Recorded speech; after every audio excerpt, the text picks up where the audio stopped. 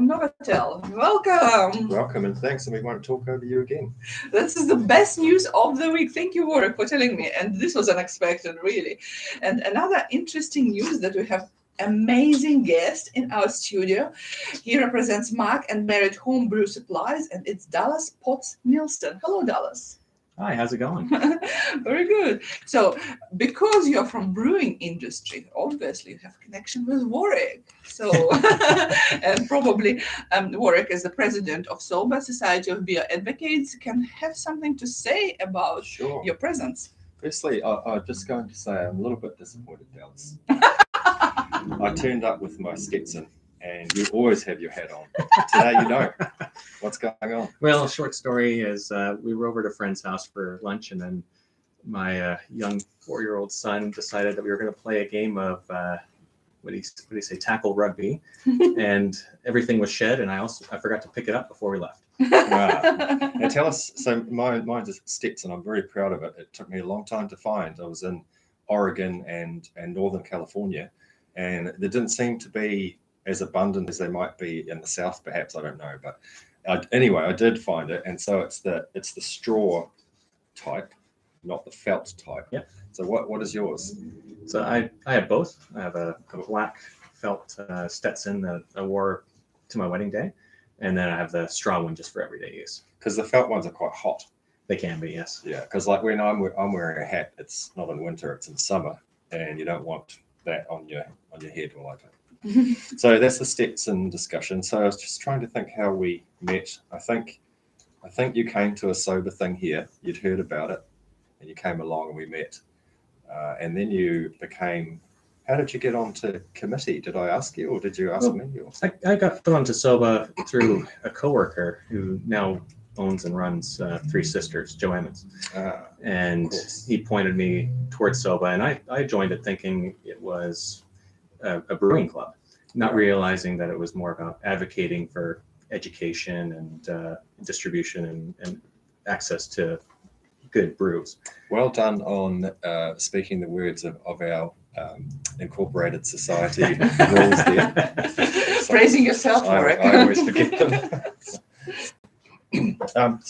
Well, because there was a time, and Joe was the winner of the inaugural Sober Mike's Taranaki brew competition with his two friends, and they were at that time called, help me, Bell End Brewing, chuckle, and they came up with a beer called Rain in the Face, and they won, and he went commercial. And we should say, actually, I don't know if everyone in the room or out on the airwaves knows this, but Three Sisters won the small brewery category at Brewers Guild Awards 2 days ago. Yay! Another Taranaki good brewery. So that's a significant achievement for our region. And he's won it twice, actually. So well done to Joe. And Shining Peak used to had won some categories twice in a row. 2 years they've in a row. picked up quite a few medals, Yeah. So, and of course, we can't forget our sponsor, Mike's Brewery, who had one of the largest choice of brews on tap in Northern Ireland. So, yeah, it's pretty amazing culture here in Taranaki. So, for the size of town, there's an amazing amount of different types of brews that are made locally. And good range, good depth, and all delicious. Absolutely. So we're going to talk a little bit about you today. We're going to talk about Texan music, Texan food, and please. Mark and Merit. So let's talk about you. You're a Canadian-born American who arrived in New Plymouth with a Tasmanian-born wife. So tell us all about that. Very international house in your house, right? Yeah. So I was born in Calgary, which is kind of Texas North in North America, and to a Canadian mom and an American dad, and now they're both dual citizens of each. And when I was 4, we moved down to Texas, and I remember hearing the discussion about moving down to Dallas and thinking, hey, that's my name. Where are we going? And I remember stepping off the plane and just feeling the humidity and the heat, and completely different. Growing up there was as you mentioned, there's a very different type of cuisine, a very good culture full of hospitality. Food is a big part of it.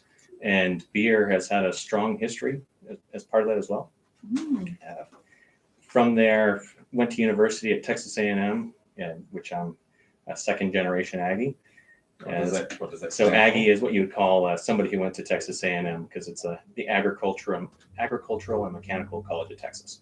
Oh, that's so cool. In Dallas. It's in College Station. So it used to just be not even a stop on the railroad. The train would slow down and the cadets would jump off, because it started as a military school. And so I went into the Corps cadets there as they call drill and ceremonies. And that's all about, you do everything that you would in the military in a senior military institute, every formation, PT, all that sort of stuff. But I didn't have the same commitment that a lot of my buddies did, going into the Air Force, the Marines, the Navy, the Army. Of course, brewing is much more fun. Well, You can fly though. So was that part of that training, or was that on the That side? came a little bit later. My dad was a pilot. His dad was a pilot. My dad's granddad was a pilot. So it kind of runs in the family, and I've always loved flying. The thing that held me back from going into the Air Force and being a pilot at the time was I was a couple years before they changed the rules about laser surgery on your eyes. So Meaning, if you meaning hadn't- I did not have perfect vision, right. and you could not have laser surgery to compensate for that and then join the military and be a pilot. And you now can. Now you can, and it happened a couple of years after I made that decision. Mhm. Cool.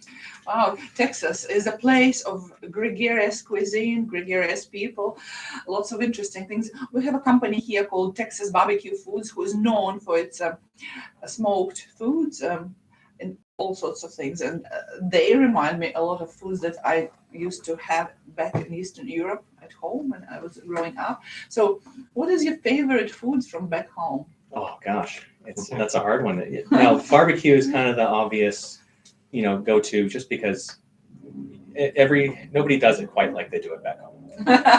And you can try, but you'll never have the post oak trees or anything that you're using to smoke it. You'll never have the same sort of beef. But you can get pretty close. Mm. The other thing that I really miss, and something that I've learned to cook from scratch here because you can't get the base ingredients, is Tex-Mex. So Mexican food traditionally did not have cheese, Of and course, Tex-Mex introduced that to it. And fajitas, which you might know of, that originated in Texas. There's a lot of different aspects of Tex-Mex that if you go to Baja, California, a completely different style. If you go to Arizona, it's a different style. So it's quite cool to go back home and then get those flavors. And our mix here is overall not great. New Zealand Mexican? Yeah, we haven't nailed that one. I mean, we do great food of all cuisines here, but I've never loved our Mexican, to be quite honest. Well, it's interesting. So my now wife, the first time she had me over for dinner, it was on a Tuesday, and her roommate had a tradition of doing Taco Tuesdays, and it was anything kind of Mexican. And so she put together, it was a delicious meal, but there were some ingredients in there that I didn't recognize from traditional Mexican food or Tex-Mex. And I just remember trying to be polite at the end, and she's like, "What'd you think?" I was like, "That was delicious." Kidney beans. It wasn't Mexican, but What else would jump out as being not? oh, well, there Kiwi were fruit, avocado. cucumber, different bits in there, which are delicious and fresh. But yeah, so like the base is a lot of smoked peppers, so a lot of deep, rich flavors. As I mentioned, a lot of cheese that goes in a lot of it. And it's this sort of sticky bright yellow cheese, is it? Yes, but they make it out of traditional Mexican cheeses, which are a lot softer, and the qualities of melting them, like they are quite stringy. Think of like a mozzarella, similar but a Mexican style, and they work quite well when melted. So once she'd impressed you with her Tex-Mex cooking to a degree, you proposed, and how did you end up in New Zealand? We jumped a little bit, but so I met her at, if you've ever seen the movie Cool Runnings. Mm-hmm. So there's a famous bar in Calgary where in Cool Runnings there's a scene where they get in a fight, It's called the Ranchman or Ranch Fans, and they even have the bobsled from the movie hanging in that bar. Cool. But I was there with my sister and cousin, and we were there just doing what you do in Texas. You go out on a Thursday night, and you go to a dance hall, and you dance. And this she would be was, lovely. Why and don't she we was have it there in New with Plymouth? yeah, and she was there with her brother who was visiting from Tasmania, and I saw her across the way, and I said, "Well, I'm going to go ask this girl to dance," and I managed to convince her to go out on the floor with me. So that she normally doesn't do that sort of thing, but we The rest danced is 3 history. songs in a row, and the rest is history. So it's love at first sight, really. Oh, I'd say it was pretty good. Family probably arranged it. This is the bachelor, bachelorette. We'll go to this bar. Potentially they can meet eyes night look and whatever. So Arranged marriage. You've just come back from a stint in Wellington, but you've chosen New Plymouth as your permanent home, perhaps? Well, it's for the foreseeable future. Yeah. Cool. So Let's play one of your songs now. So I said to you, well, we were talking last night. We were at Mike's because you've come back, so we're caught up. And you were saying, is it all right to play country music? Of course. Texas country music, and I love country music. Some people don't like that, but I do. So tell us about the 3 that you've chosen, then we'll play the first one. cool. Well, which one do you have queued up? Oh, sorry. Dark Horse. I'm assuming they're all Texans. Yes. Okay, Well, so Aaron Watson's the so Texan. Aaron Watson, he's probably my favorite Texas country artist. He's done an amazing job for himself and his independent label, basically working with his wife. And we actually managed to see him. I lived in London for 3 years, and we saw him while he was playing over there.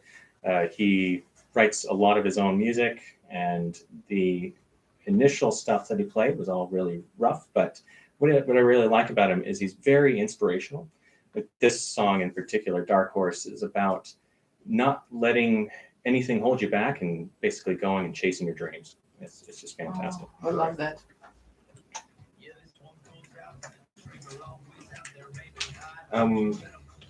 Yeah, that's going well. That's good. Easy. As if you just forget the microphones and just chat. That's what I always say to people. I wonder what Doug will choose to play. Yeah. So I have to, after 30 seconds, I have to switch it off because YouTube and Facebook sometimes a lot of claim that it's not our music. Usually I answer to the claim that we're a radio station and we do talk over the music very often, but it's much safer after 30 seconds to switch it off. So yeah. Really good. I love your You can put the accent. headphones on if you want to hear it. I'm sure you've heard it many, many times. So is your accent sort of hybrid, or is it? Yeah, definitely. Yeah. And it depends who I'm around. Yeah. You're So, just now honoring the Texan When I'm one. with my buddies, it comes out quite thick and slow, and then when I'm up with my cousins in Canada, it's very Canadian. So It's amazing that you're able to control it because I want to get rid of I couldn't control it. can't it just happens. just like a being chameleon of a speaker, right? That's awesome. Yeah. Oh, I'm so glad that you came today. That is such a short notice. This was really, really cool. Good idea. I must admit that a few years ago, my husband and I got a brew as like a home kit brew, home brew kit, what is it called, as a present, and we did a little bit of a brew. And the beer was good at the beginning, but then after a week ago or a week later, it just got like strange taste after it. I don't know, maybe we Where did was it it? at home. Oh, you brewed some beer. Yeah. Oh. Probably like 5 years ago or something like that. And I even made him a brand. You know how I like to make brands for everyone who's coming across me. Yeah, and it was really cool.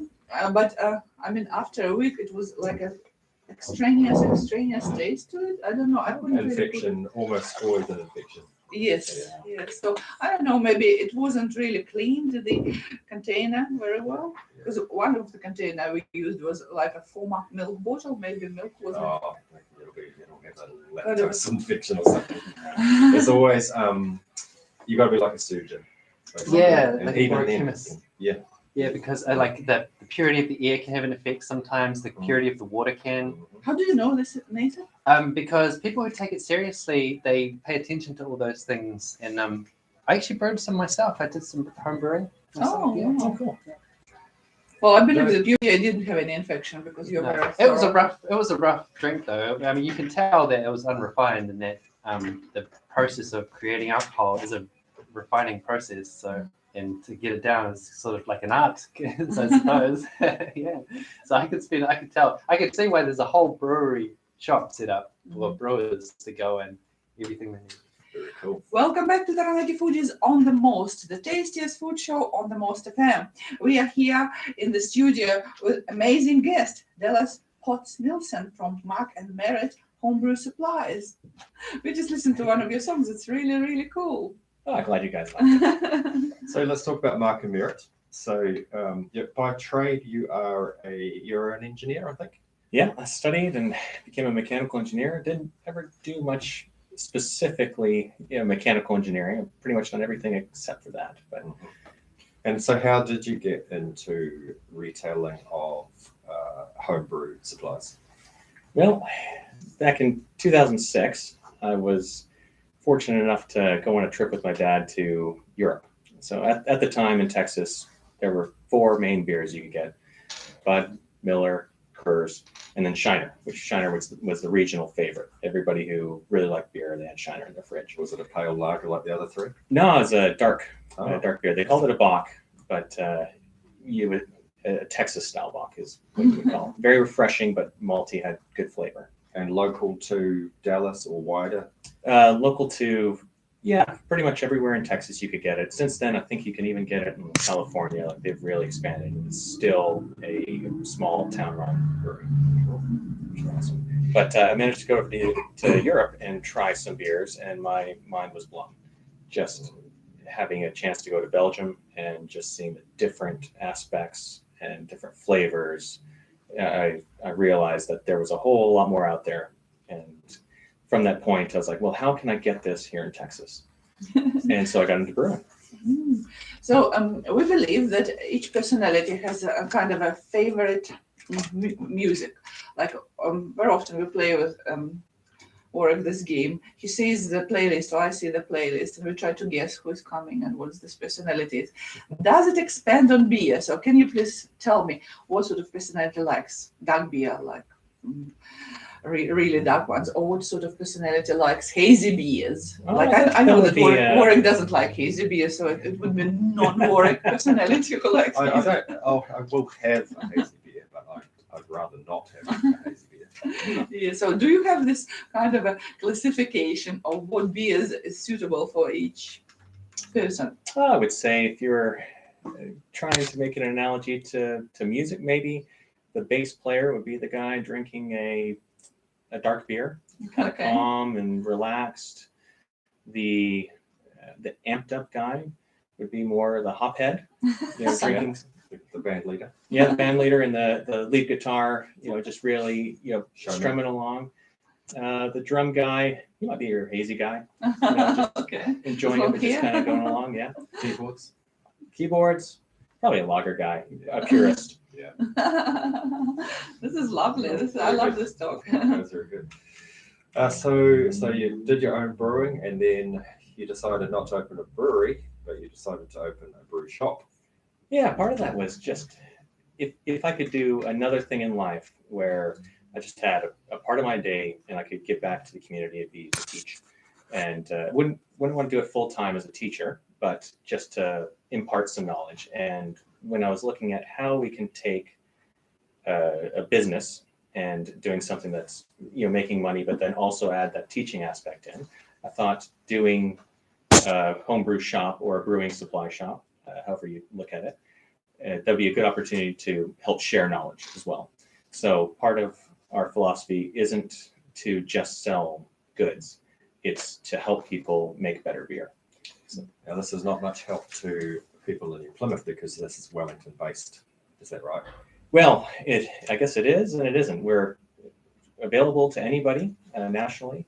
And I've taken phone calls to people from the north of the North Island and people down in Invercargill and had good chats about different ranges, whether it's setting up taps to brewing different styles of beer.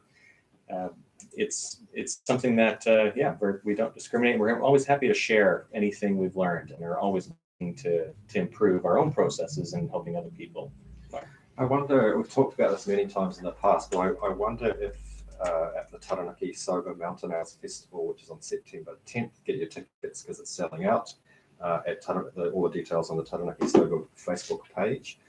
We could somehow involve in a demonstrator role or even equipment. We have in the past on display at the festival, but we should talk about that. That'd be great. Yeah. And as educator's role, I think it's important that you communicate with the public rather than only professional brewers, because obviously your audience is more public rather than professional brewers who already have their equipment professionally and running, right? Yeah. Am I correct? And the best part about this is, as we've shared, people have shared more with us, and we've continued the cycle. So a lot of professional brewers have been happy to share tips and tricks. And more recently, we were chatting with the guys from Heyday, and their hand pull had broken, and they couldn't get it back up working. And he had heard through somebody else in the industry that we had hand pulls in stock.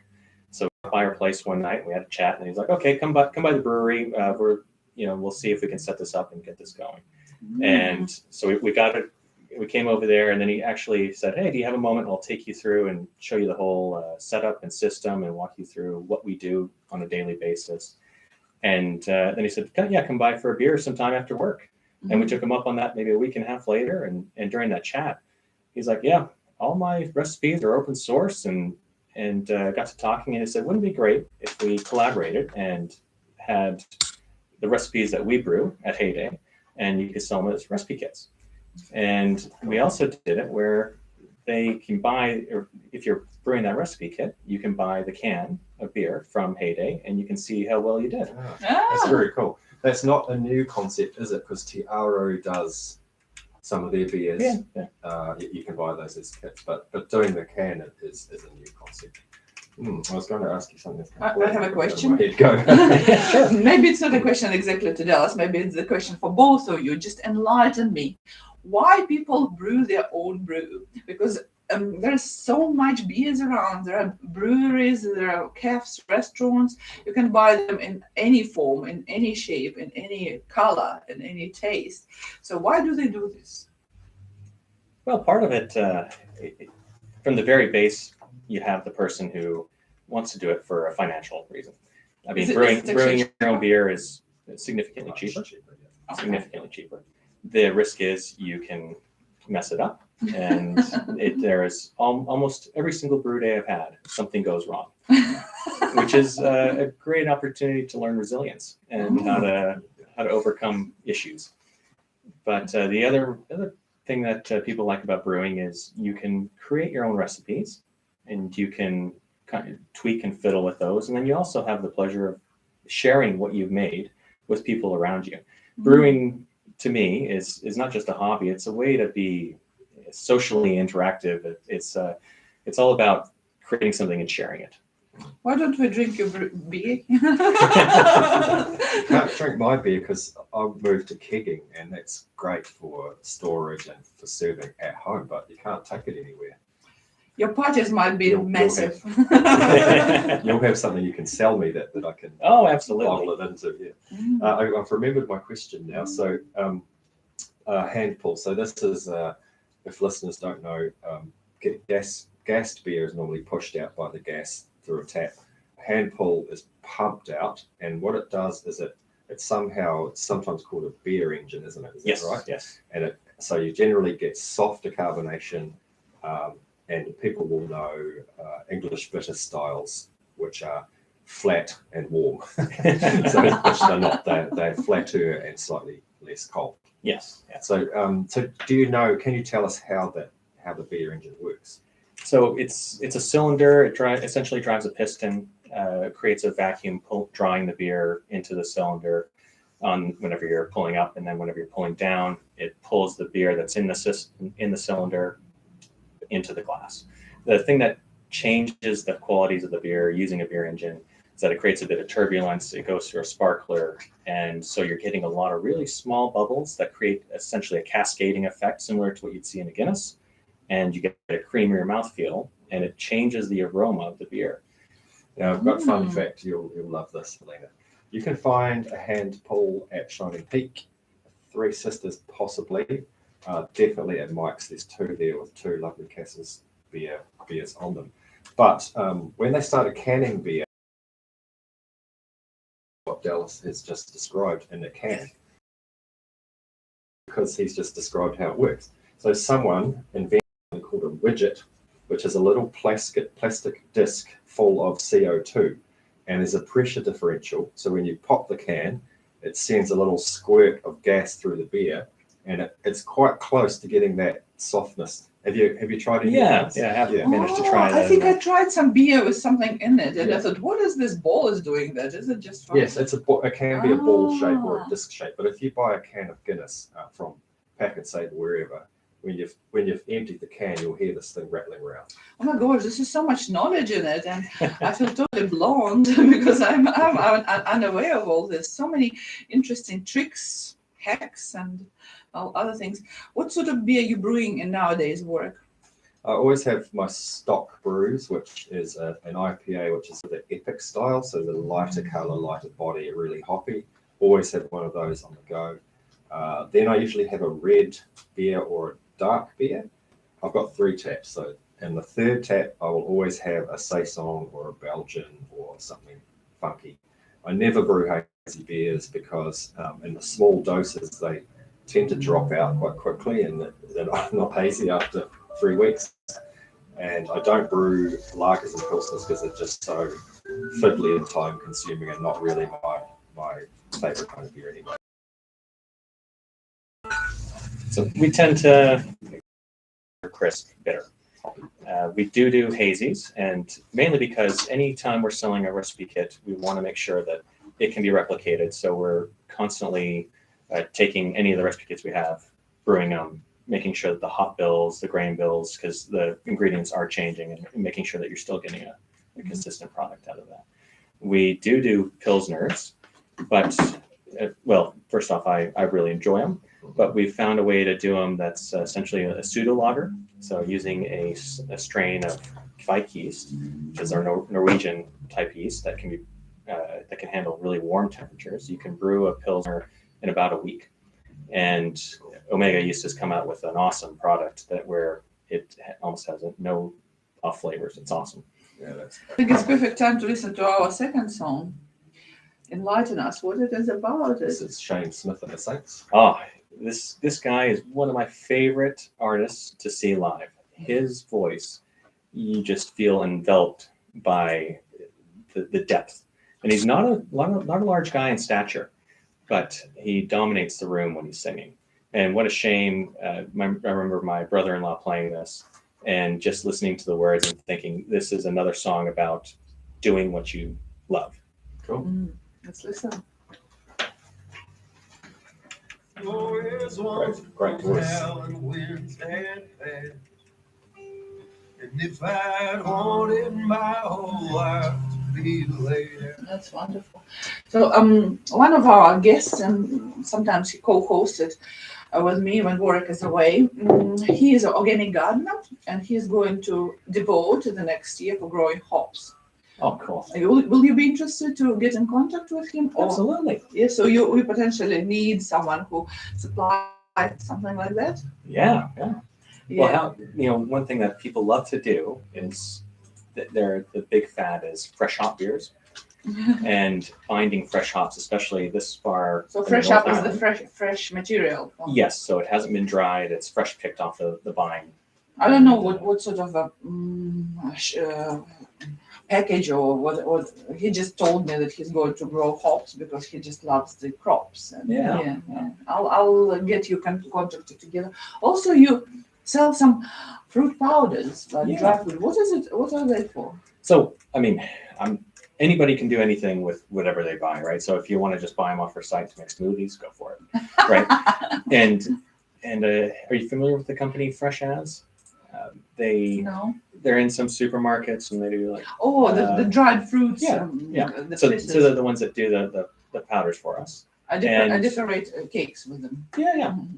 You can do almost anything with them, but you can also use them to flavor beers and ciders and seltzers. Oh, okay. That's really cool. So you've got your Tasman Street Ode to China. It's a Quite cool. Yep. cute recipe, right? That's right. Yeah, I'd like to try that. Mhm. I will ask you on air with your permission. So my impression is the brew shop would be the biggest outlet in New Zealand.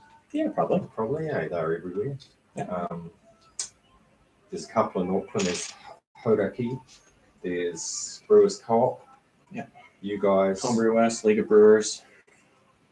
So where would you fit in the hierarchy of size? Oh, we're probably The best. the bottom, Smallest. the smallest. You'd be bigger than Grain to Glass, I would think. It's without knowing their sales, I couldn't really say. It's kind of two parts, right? There's enough pie for everyone when it comes to having a homebrew shop, and everybody can offer something a little bit different. Mhm. Our niche is just trying to provide really good service and having the best prices we can offer. Mm. And then the other thing was, And teaching. yep, teaching, and then Education. finding stuff that you can't find anywhere else. Mhm. So like having handfuls. Well, Wow. no other place I know. Maybe Brew Shop has one handful on offer, but that's it. Mm. So and we have some different bits of equipment that you can't get. So Do you have your own brewery open for public? we have it's essentially a pilot kit because we're not custom certified. We're not selling beer. Like we're brewing it to test it and how it goes. So if we are in Wellington, we'll just pop in. Yeah, of course. Well, Well, now that I'm did you hear that word? now that I'm living in New Plymouth, there might be some pilot brewing up here. Well, you know the area where you can actually, there's all the equipment. Welcome back to Taranaki Foodies on the Most FM, the tastiest food show on 100.4 FM. We are talking about brews, education, and people who are involved in all of the above. And we have a guest, Dallas Potts Nielsen from Mac and Merit Homebrew Supplies, the cutest, he said, little brewery in Northern Ireland. They're based in Wellington, but they're here in Taranaki. He lives here in Taranaki and he sells his beers all over New Zealand. So we just listened to the song about beer. Was it about beer or was it about life? Is beer equal to life? This is the philosophical question. The next song's about beer. Definitely about beer. I had to throw one of those in. Do you export anything? We have attempted. We haven't done it yet, though. It's, I guess the shipping costs are always the kicker there for many businesses like yourself trading out of New Zealand. Yeah, the interesting part is we have managed to basically go out and anything that somebody's requested or that we think is something that would be really awesome to offer, we've basically chased it down and brought it in to make it available. And we're constantly doing that. And we've actually had requests from people in Australia to get products and even a guy in France. And that was the one that fell through just for payment issues, trying to figure that side of it out. But we're not afraid of going after it, mainly because it's an opportunity to learn. Mm. There are probably some areas that would love to have you, but that's according against their law. Like, for example, some Arab Emirates, there are lots of expats who pay top money for a brew or for a wine, but they would love to have something like that at home. I don't know what's licensing there around. But luckily, we're here in New Zealand where that's all allowed and encouraged, and there's a great community here. What are your main customers? Because I mean, so there are some people who will go for the cheapest alcohol ever. There are some people who like certain types of beers. There are people who like to go out a lot.